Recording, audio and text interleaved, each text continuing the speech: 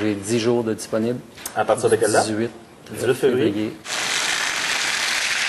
Le temps froid de janvier a fouetté les Québécois. Récession ou pas, le Sud garde encore le même pouvoir d'attraction. Est-ce que tu as une destination en particulier que tu aimerais faire?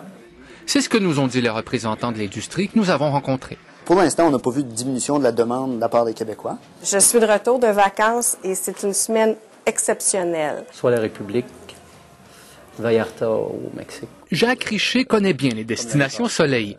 Ça fait 20 ans qu'il les fréquente. Vous êtes prêt à mettre jusqu'à combien de dollars pour votre voyage cette année?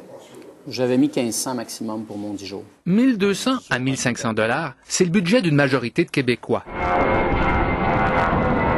Et à ce prix, vous trouverez difficilement mieux ailleurs qu'au Mexique, à Cuba ou en République dominicaine. Alors, c'est un tarif qui est intéressant, c'est un budget qui est intéressant, sauf qu'à 1500 $, il y a beaucoup de destinations dites exotiques où on ne peut pas envoyer les gens parce que c'est différent, c'est beaucoup plus cher. Si elle veut garder le même budget, il faudrait trouver peut-être un petit hôtel, 1 étoile et demi pour respecter le même budget dans une île plus exotique. Les repas sont pas inclus, l'alcool et tout ça. C'est pas comme une formule tout inclus. Okay. C'est un appartement, bon, c'est une cuisinette et tout, puis c'est toi qui te fasses ta nourriture. Non. Contrairement à leurs voisins américains et ontariens, les Québécois préfèrent acheter des forfaits tout inclus.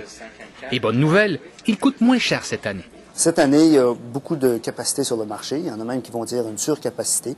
Surtout parce qu'il y a un nouveau joueur depuis 2 ans sur le marché québécois. On a le nouveau groupe Sunwing qui essaie de prendre de plus en plus de parts de marché et Transat qui veut garder la part de marché actuelle, sans parler des autres joueurs. Et comme les Américains voyagent moins cette année, il y a davantage de chambres vides. Les grossistes et les voyageurs d'ici en profitent, selon l'Association canadienne des agents de voyage. Alors, forfait a 2 composantes majeures dedans. Alors, la partie hôtelière et la partie billets d'avion. La partie hôtelière, étant donné que les Américains cette année voyagent moins, les hôteliers font des rabais allant jusqu'à 50 % dans certaines destinations. Donc, on va payer moins cher la partie hôtelière. Ensuite, il y a le vol et la diminution du prix du carburant offre également un rabais substantiel au niveau de la composante vol. Les deux ensemble font qu'on voit un produit cette année, un forfait un peu moins cher que l'an dernier. On parle d'autour de 20 % de réduction. Donc, si je prends dernière minute, ça serait plus intéressant? De plus en plus de voyageurs attendent à la dernière minute pour acheter leur forfait. Mais un achat de dernière minute avantageux ne se fait pas la veille du départ. Normalement, on parle de 2-3 semaines avant le départ qu'on va trouver les meilleures aubaines pour les voyages. Et pourquoi ça?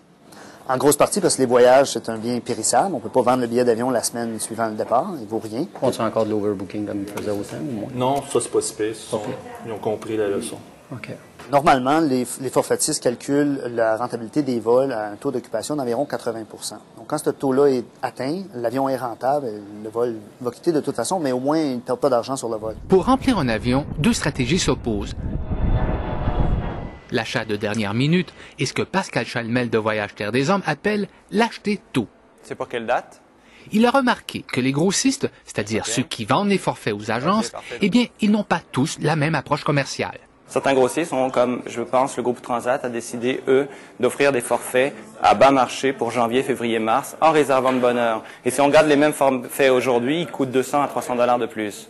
Par contre, pour celui qui a peut-être une capacité un peu plus grosse, ou comme Sunwing, par exemple, eux autres, ils marchent sur le dernière minute, acheter en dernière minute. Donc, les tarifs baissent en attendant avec Sunwing. Par contre, il ne faut pas faire la fine bouche sur ce que vous trouverez. Les gens vont peut-être attendre à la dernière minute, retrouver, mais ils ne retrouveront peut-être pas du Punta Cana si c'est là qu'ils voulaient aller. Peut-être que de la Riviera Maya non plus. Ils n'auront peut-être pas le choix. Pendant 3 semaines, JE a vérifié avec Voyage Terre des Hommes l'évolution des prix pour 3 forfaits identiques sur des destinations populaires. L'exercice s'est fait du 7 au 23 janvier, c'est-à-dire une semaine avant un départ prévu pour le 30. Première destination, Varadero, à Cuba. Le 7 janvier, 23 jours avant le départ, Sunwing diminue le prix de son forfait de 80 $, puis le ramène à 1165 $. Après cette date, les prix se stabilisent, puis commencent à baisser légèrement. Soudainement, 7 jours avant de décoller, Sunwing réduit son prix à 898 $, une baisse de 147 $ par rapport à la veille et de 267 $ par rapport au début de l'exercice. Par contre, le forfait que nous avons choisi sur Cancun augmente en dents de scie à mesure que la date de départ approche.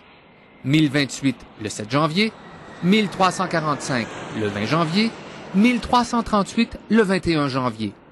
Une semaine avant le décollage, vous paierez 1 295 $. C'est 267 $ de plus qu'il y a 16 jours. Il y a plus de destinations, donc les gens ont plus de choix pour Cuba versus la Riviera Maya ou Cancun, si on veut.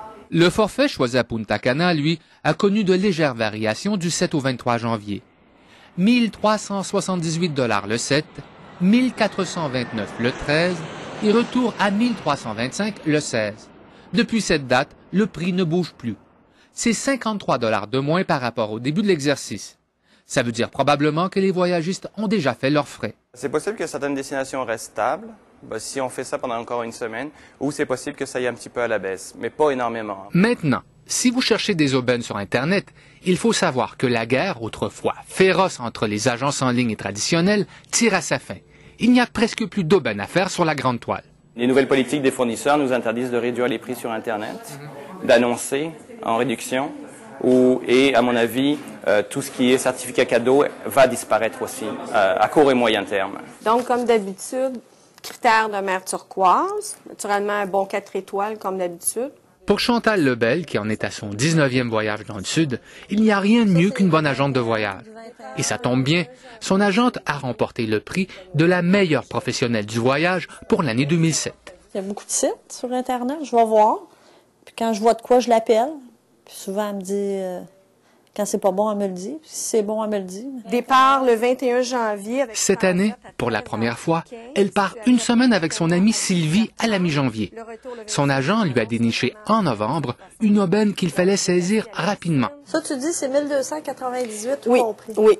Un hôtel 4 étoiles à Punta Cana. Je vérifie dans mon ordinateur, je regarde les fax qui rentrent et je suis à l'affût de trouver une belle promo pour mon client. Et aussitôt que je trouve un produit intéressant, je téléphone au client, je lui propose le produit et c'est à lui maintenant de décider. Finalement, c'est peut-être la meilleure façon de trouver les vraies aubaines. Voici vos documents voyage, tout a été vérifié, il vous reste plus juste à faire un super de beau merci voyage. Carole. Merci les filles. Je te redonne des nouvelles quand je reviens. Parfait. Bye. Bon voyage.